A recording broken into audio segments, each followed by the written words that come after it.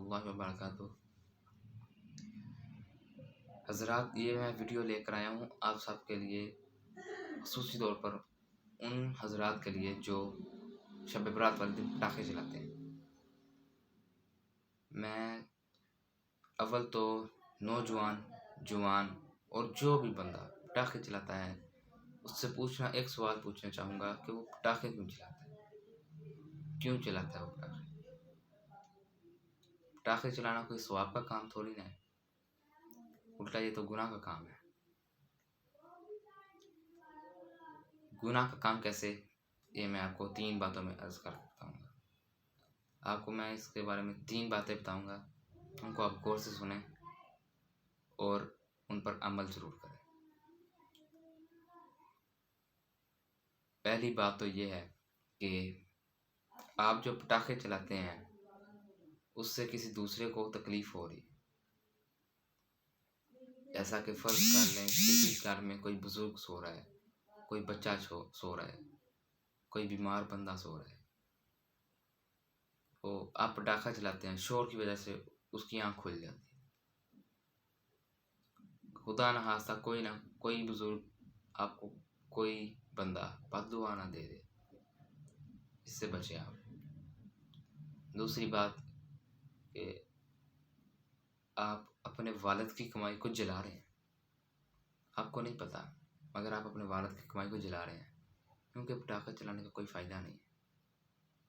अभी पिछले दिनों मुझे छोटा सा बच्चा मिला, यही कोई करीबन 10 साल का बच्चा, मुझे कहता है भाई आप ये जो रॉकेट होता है, रॉकेट, उसके ऊपर कोई भी दुआ लिखकर उसको उड़ा देंगे तो आपकी वो दुआ कबूल हो जाएगी। तो ये एक गलत नज़रिया बन गया हुआ है, रॉकेट उड़ाया और आपकी दुआ पूरी होगी। भाई दुआ तो आपको पूरी होगी, रात को इबादत करो।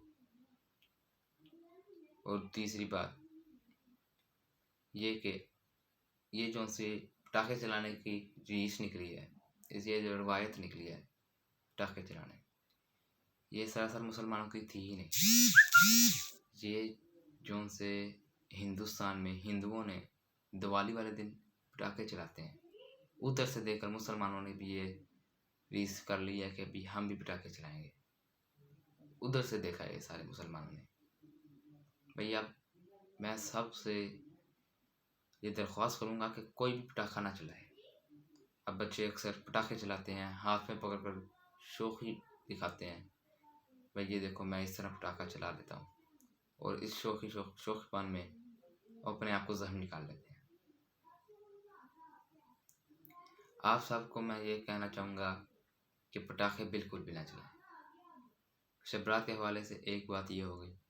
दूसरी बात आपसे मैं ये कहना चाहूँगा कि कहते हैं कि भाई शब बरात वाले दिन अल्लाह ताला आसमान दुनिया पर आते हैं, और शब बरात वाले दिन अल्लाह ताला तमाम इंसानों का हिसाब करते हैं कि भाई किसने मरना है, किसने आना है इस दुनिया में। और उस दिन सब एक दूसरे से माफ़ी मांगते हैं, उसी दिन सब एक दूसरे से माफ़ी मांगते हैं अपनी पिछली गलतियों की। तो मैं तो कहना चाहूँगा भाई जब गलती आपसे जिस टाइम होती है उसी वक्त आप गलती की माफ़ी मांगे, जिसके साथ होती है उसी से माफ़ी मांगे, उसी वक्त माफ़ी मांगे, क्योंकि आपने तो माफ़ी ही मांगनी है। वो बेशक आप शब बरात वाले दिन मांगे या उससे पहले मांगे, बेहतर तो यही है कि आप उसी टाइम मांग लें जिस वक्त आपसे गलती हुई है, क्योंकि कोई पता नहीं वो अगले शब बरात तक वो जिंदा रहे या ना रहे।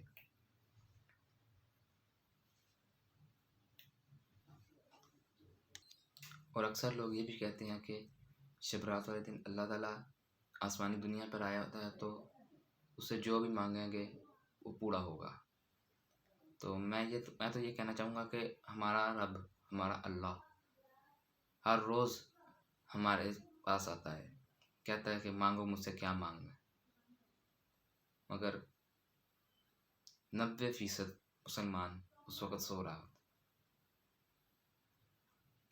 आप सुबह तहज्जुद के टाइम उठें, तहज्जुद के टाइम अल्लाह ताला आसमान दुनिया पर आया होता है, कहता है मांगो मुझसे, क्या मांग रहा है इंसान, मगर इंसान गफलत में होता है। उस वक़्त मांगे, ज़रूरी नहीं कि शब रात वाले दिन, रोज़ाना उठें, रोज़ाना मांगें, शब तहज्जुद के टाइम साथ थोड़ी सी इबादत कर लें। तो मैं बस आपको यही कहना चाहता था कि एक तो एक पटाखे ना चलाएं, और दूसरा ज़रूरी नहीं कि शब रात वाले दिन ही लोगों से माफ़ी मांगनी है, ज़रूरी नहीं कि शब रात वाले दिन ही अल्लाह ताला से दुआएं मांगनी है। अल्लाह ताला तो रोज़ाना हमारे पास आता है, मगर हम भी गफलत में होते हैं। माफ़ी जिस टाइम जिसके साथ जो गलती हुई है उसी टाइम माफ़ी मांगे, आप उसी वक्त आप माफ़ी मांगे।